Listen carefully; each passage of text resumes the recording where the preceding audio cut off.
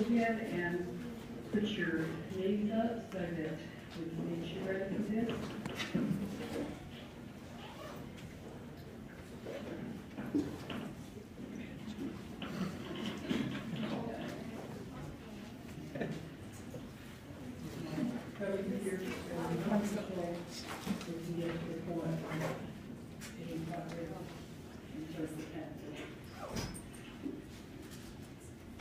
And once I open this away, Y'all hear it, Mom?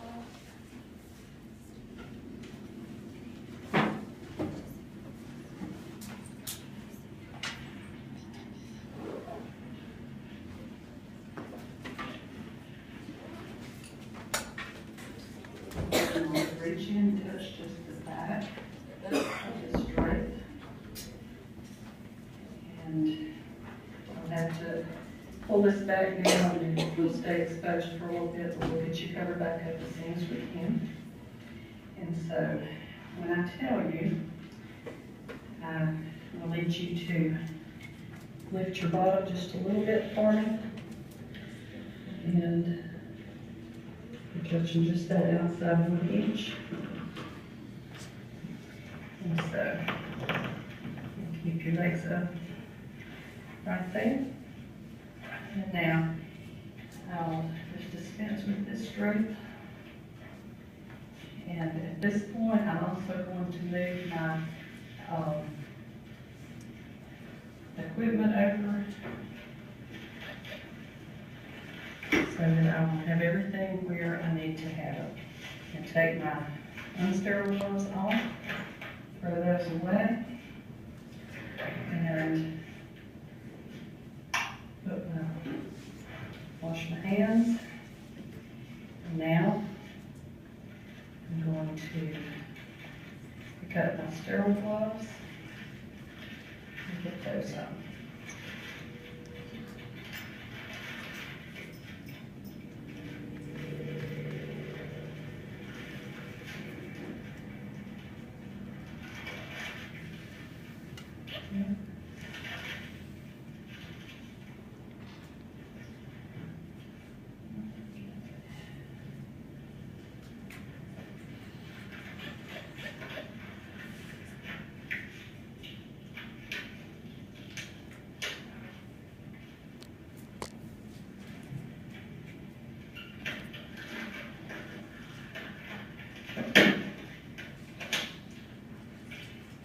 Now, the items that are in the kit are your iodine swab sticks and also iodine solution. You should have one or the other of these in your kit.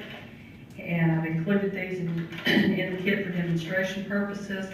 But what we'll ask that you do is that you take your swab sticks, take them out and let them dry.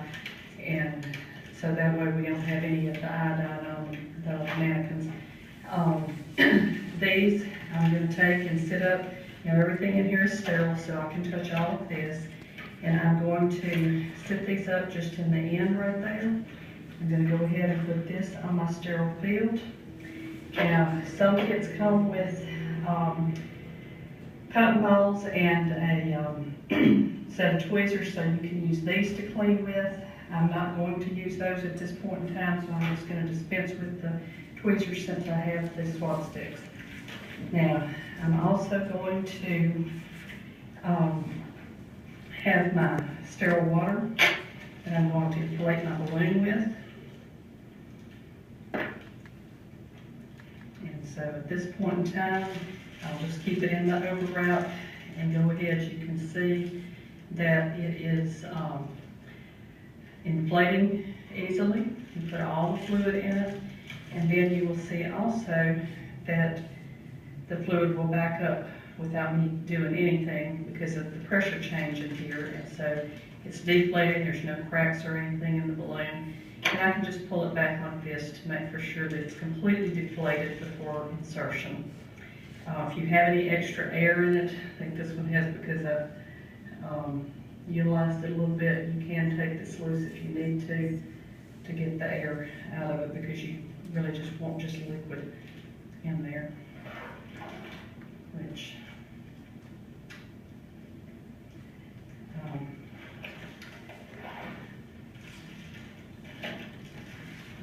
to now go ahead and get to the point where I'm going to prepare my lubricant.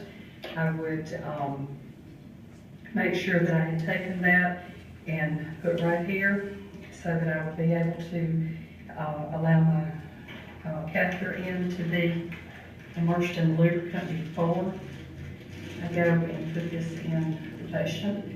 So I'm going to go ahead and remove my overwrap, and I'm going to actually pick my box up and pull it up here to where I can have it in my lubricant right here.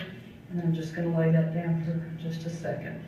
Now I'm going to get my swab sticks where I can easily pick those up, because in a minute I'm going to contaminate this hand. So I'm going to come down and open the meatus, and when I get this completely open, then I'm going to swab down the left side, dispense with that. I'm going to swab down the right side of the meatus, and then down the center. And that is now been cleaned.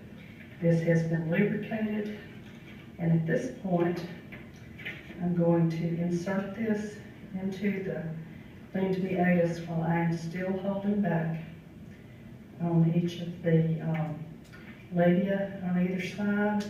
And I'm going to put it in until I get urine, which is usually on the female about 2 to 3 inches. And then I'm going to insert it once I see urine, probably another 2 to 3 inches. At that point, I'm now going to hold the catheter with my non-sterile hand while I insert the water to fill the balloon.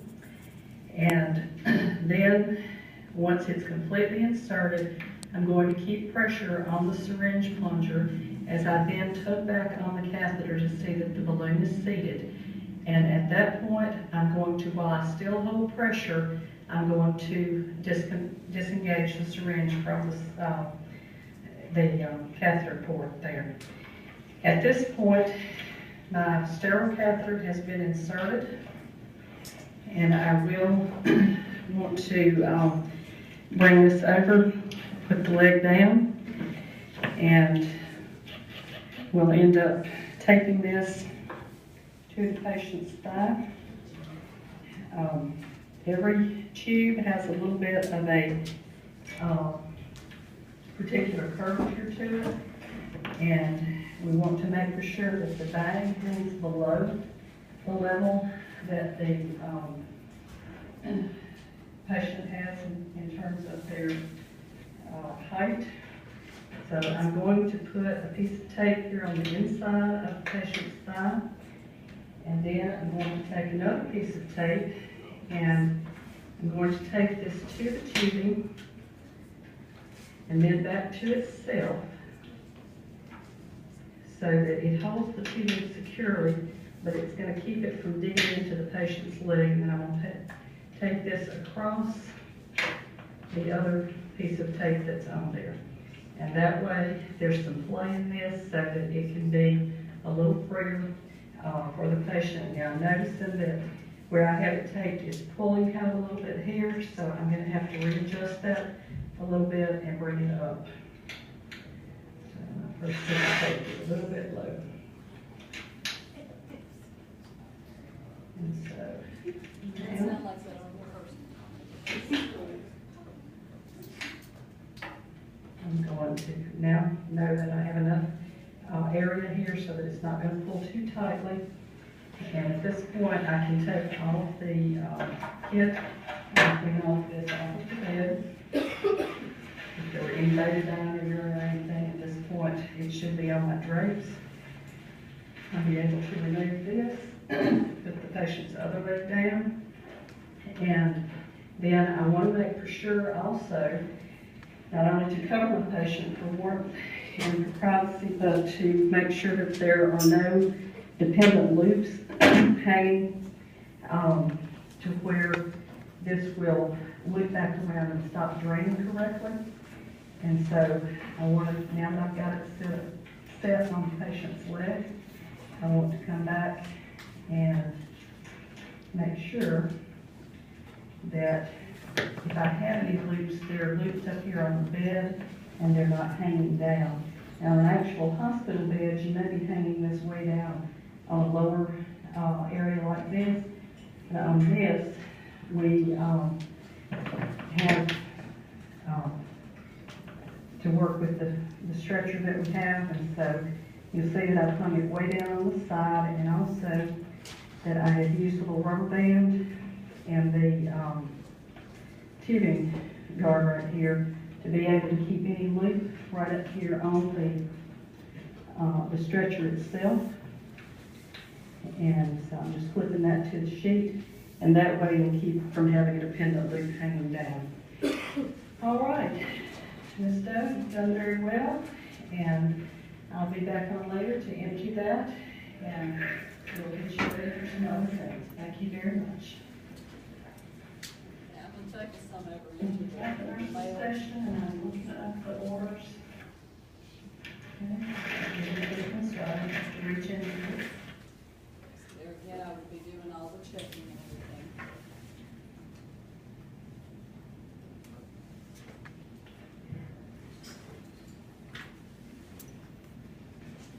Okay.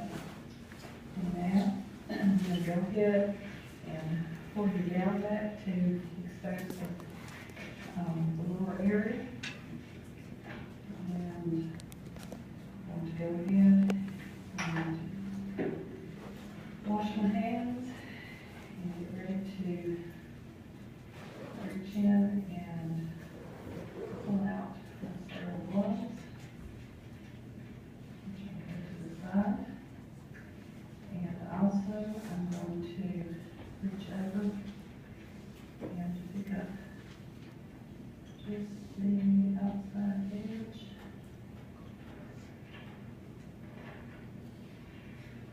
of my grape.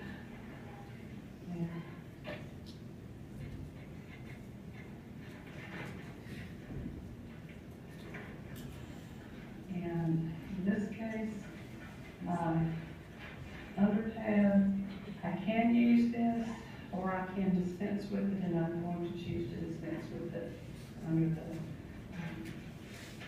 out of this situation. Now, I'm going ahead and put my sterile gloves on.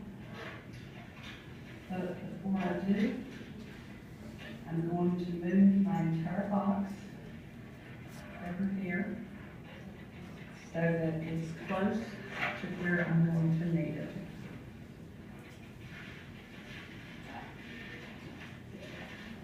I've got this set back on my back, I don't need my seals at all.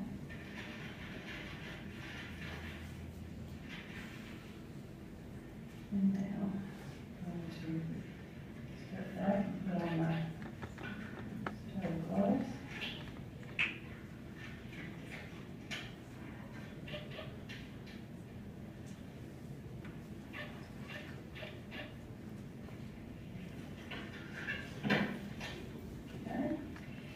Now I can again use any of the things in my hip, and as in the other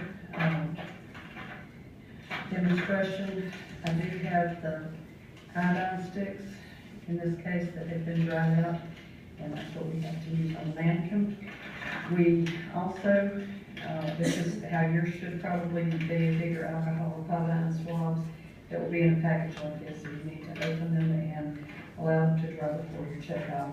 Or iodine solution can be put on the cotton balls, and if we did that, then we could there again use this and use it to clean the edges. And I'm not going to do that either. I'm going to put this to where I can get to all of my sterile pieces. I'm going to rearrange things just a little bit. And I'm there again going to put this over here in the side of my box. And the KY jelly that's here, just look and see what all of my contents are. This one is my water, and I'm going to, here again, take the top off of this and make for sure